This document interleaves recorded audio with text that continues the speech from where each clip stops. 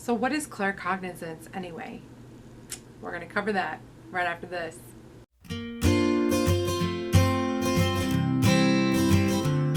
Hey guys, it's Mel here from Mel's Mediumship, here to share my passion for educating others and helping them on their spiritual path.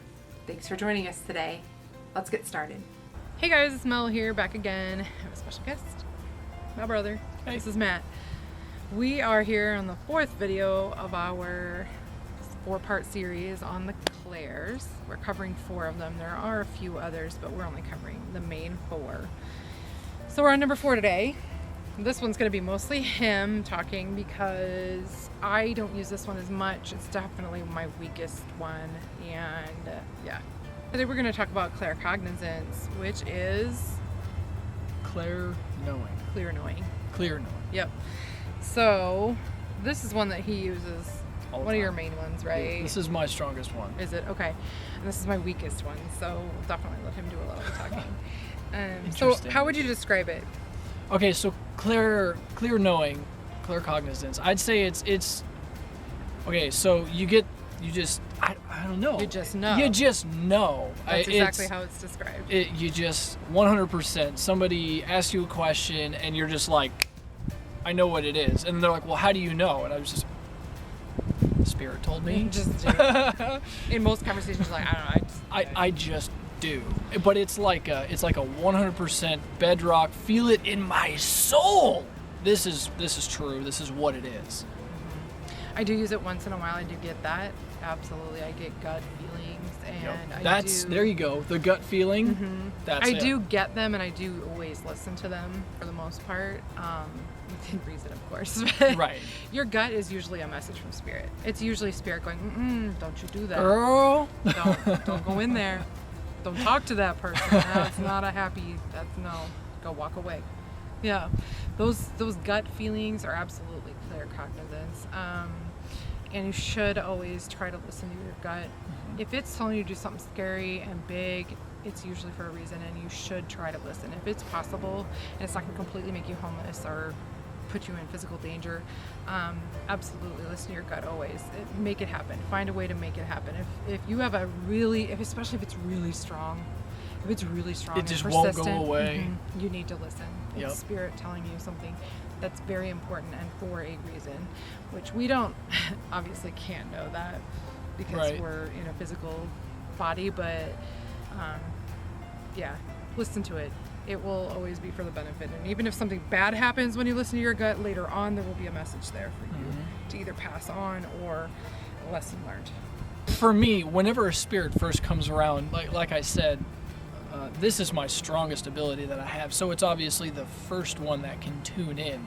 So whenever a spirit comes around, I just know that there's somebody there. It's not a feeling. I don't it's like in the back of my head or no, it's just somebody here.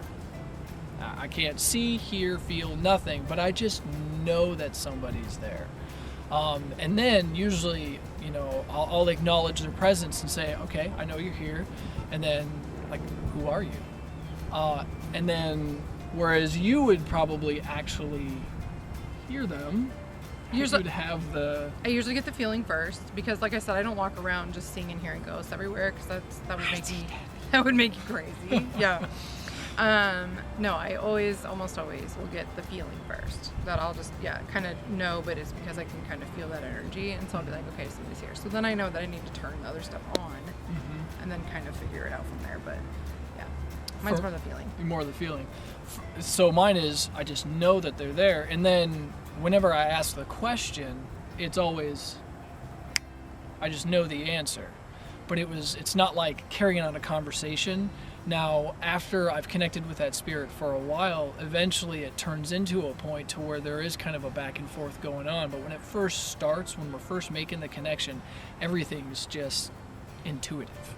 Mm-hmm. So some symptoms or signs that you might be a claircognizant.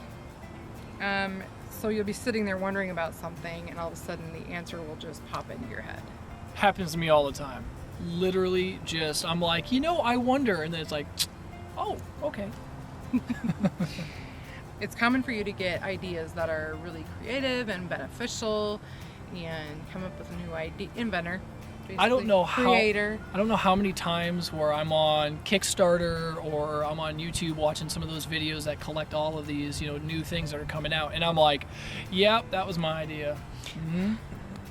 I know. He just needs to put it into play. Like he does. He'll tell me about something, and I'm like, yo, they just came out with something like that, and he's like, you tend to have an unquiet mind. In other words, you always have thoughts swirling around and things happening while you're working on projects, just ideas. Problem I had there was I was studying Buddhism for the longest time, and meditation, right? So you quiet your mind. My mind absolutely refuses to quiet. There's no such thing as a quiet mind for me. It's always going. Guided meditations are a lot. They do help, yes. I cannot just sit and do like a Buddha meditation, like just sit and be like, quiet your mind. I cannot do that either. My mind is very busy as well, but guided meditation though, yeah, helps. that totally, absolutely. Because then you have something to focus on, like follow the directions. You know what I mean? Walk with this person, do what you're supposed to be doing, like pay attention. Then you have something to focus on. Where it's just your own thoughts. You're right. Like I have gotten better at being quiet with myself, and if things start to creep in, I can go nope, and like swipe it, like nope, get out of here. I don't, not time for you. The other thing that I found for me was really helpful was to put on some really noise canceling headphones.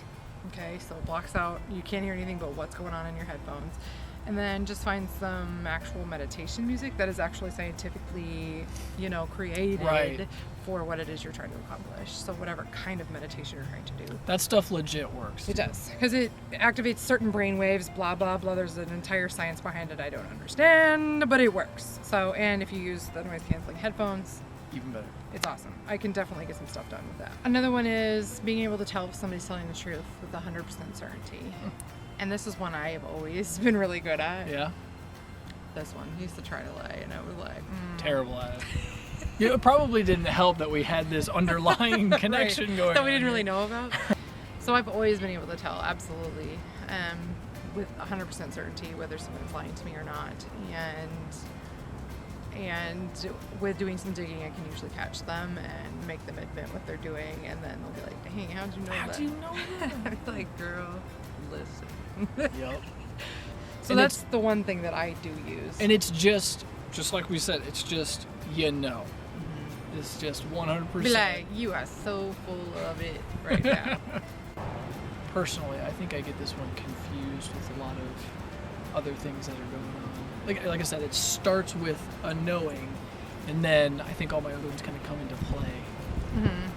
Yeah, I think you use your other ones probably more than you think you do. I'm thinking I do. Now, we've sat here and talked about them. I'm thinking, yeah, I probably am, and I've just never put a label on it. Mm-hmm. And I think I was too, but you just didn't know what that manifested, like how that looked and what it looked like to use that certain gift. And separating, like you said, separating the gifts.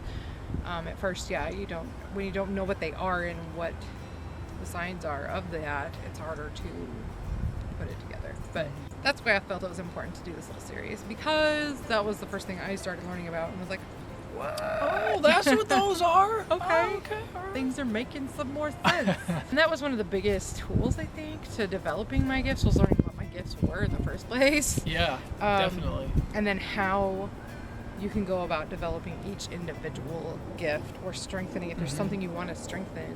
Like I'm working on my clairaudience. That's what I'm working on. Because I started with claircognizance.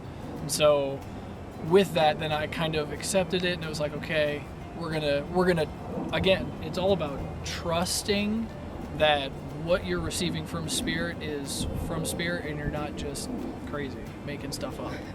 It's that was it's key. You gotta trust that this is for real from something else.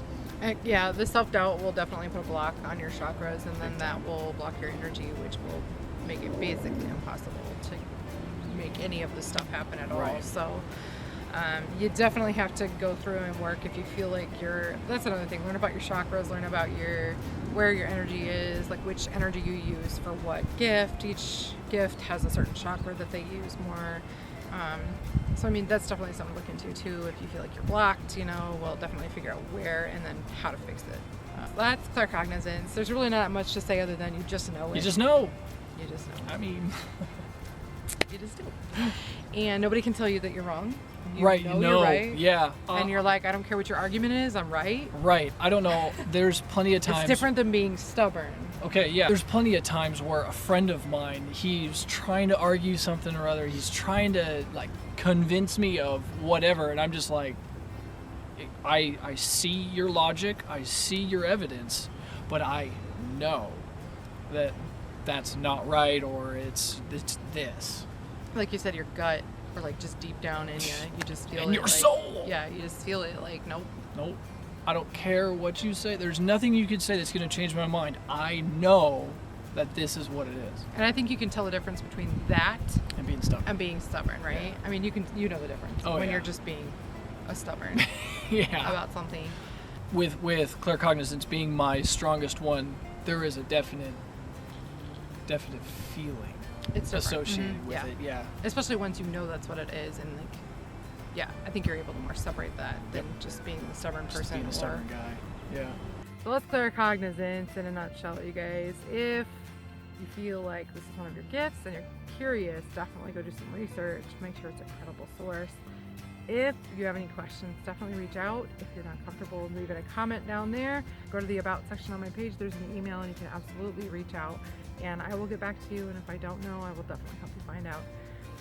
I'll ask him if it's about claircognizance. So yeah, definitely reach out if you need help, you guys. So keep being a spirit friend, you guys. Thanks for watching. Thanks for Matt. Hey, thanks for having me. It's been fun doing this 4-part series. It has. I hope that we've helped clear up some misconceptions. I would hope so. I know that we've kind of learned from each other a little bit. Definitely. And yeah. So you guys, thanks for watching, and we'll see you next time. Bye.